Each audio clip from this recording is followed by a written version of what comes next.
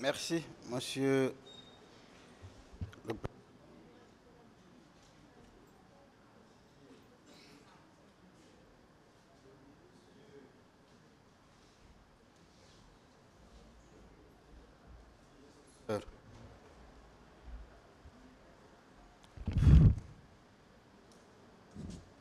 J'étais en train de vous présenter ce que le client, ce que le président d'Addis a eu à faire après, pendant, avant, pendant et après les événements du 28 septembre. J'étais en train de parler de ce qu'il a fait sur le plan judiciaire. J'étais à la fin pour indiquer tout simplement que l'on ne pouvait pas lui reprocher d'avoir pas agi, d'abord parce qu'il n'était pas procureur, mais malgré cela, sur le plan de la médiation, il avait eu la volonté de mettre en place 2 commissions. Une commission d'enquête nationale et une commission d'enquête internationale. J'étais en train de vous dire qu'il résultait des discussions passées entre le CNDD à l'époque des faits, le gouvernement et les partis politiques, sous la bienveillance naturellement du médiateur en chef, qui était le président du Burkina Faso, Blaise Compaoré, que l'un des éléments des conclusions de cette première médiation était justement de mettre en place ces 2 commissions, mais c'était surtout d'indiquer ou de dire, de suspendre toute arrestation, que ce soit dans le camp militaire ou que ce soit dans le camp civil, avant que la commission ne présente ses résultats.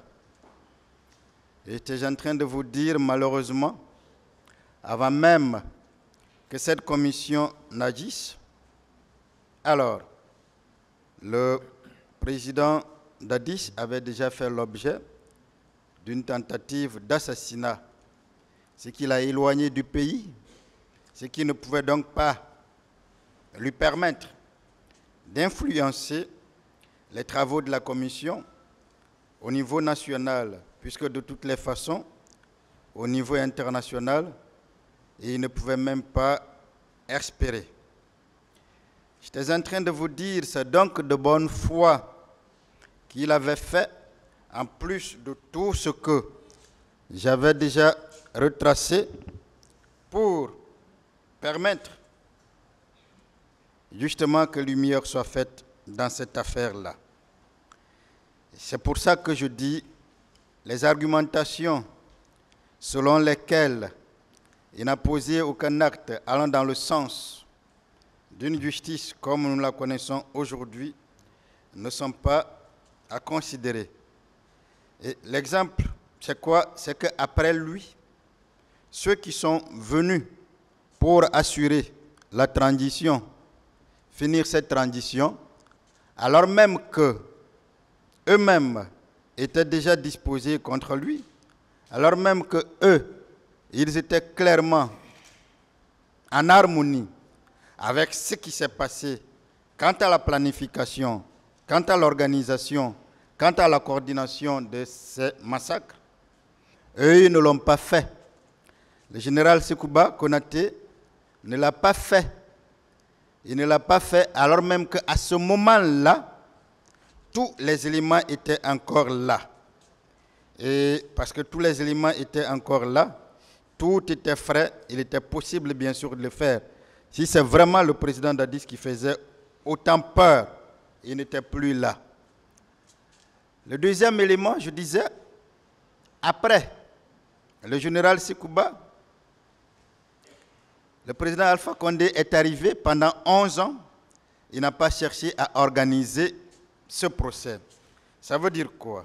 Celui-là, le président Dadis, qui n'a eu qu'un mois, et en l'espace de ce mois-là, il a posé tous les actes que je venais de citer. Si nous comparons les deux, vous comprenez clairement que lui, il avait la volonté pour que lumière soit faite. Il avait la volonté parce que, en réalité, il savait ne pas être impliqué dans ça. Parce qu'en réalité, il savait que ce gouvernement n'était pas impliqué dans ça. Parce qu'également, il savait que, quelles que soient les enquêtes, on ne trouverait rien contre lui. Pour moi, ce sont des actes à saluer très clairement et à ne pas minimiser. Malheureusement, le parquet pense, les parties civiles pensent qu'il n'a pas fait assez. Et d'ailleurs, Monsieur le Président, sur le plan de ces sanctions ou sur le plan disciplinaire, on a entendu dans cette salle que le président Dadis n'a pas sanctionné un seul militaire. Vous avez déjà vu le premier fondement lié aux accords qui interdisaient toute sanction tant que la commission n'a pas livré son rapport. Mais sur le plan disciplinaire, c'est tout l'enjeu de l'application des sanctions administratives ou conservatoires de la personne habilitée ainsi que de la procédure à suivre. Nous sommes, Monsieur le Président, avec un militaire au pouvoir. Nous sommes en train de parler des militaires à qui on a répercuté des consignes fermes du président de rester caserné, de ne pas sortir. Et nous sommes dans un cas d'indiscipline. Nous sommes dans des cas plutôt d'indiscipline et d'insubordination. Mais plusieurs questions méritent d'être posées, Monsieur le Président, Messieurs les assesseurs. En présence du ministre de la Défense, le Président peut-il sanctionner directement un militaire et lui infliger une sanction disciplinaire? En présence du chef d'état-major général des armées, le président peut-il sanctionner directement un militaire et lui infliger une sanction disciplinaire? En présence des chefs d'état-major particuliers, le président peut-il sanctionner un militaire et lui infliger une sanction disciplinaire? En présence des commandants d'unité, le président peut-il directement sanctionner un militaire et lui infliger une sanction disciplinaire? Quel rôle doit jouer la hiérarchie militaire dans ce sens-là? Quel rôle cette hiérarchie militaire devrait pouvoir jouer pour permettre justement l'application de ces sanctions? La question est à la fois facile à répondre, mais elle est aussi difficile quand on tient compte du contexte. Et ce contexte-là, qui est celui que nous connaissons, Monsieur le Président.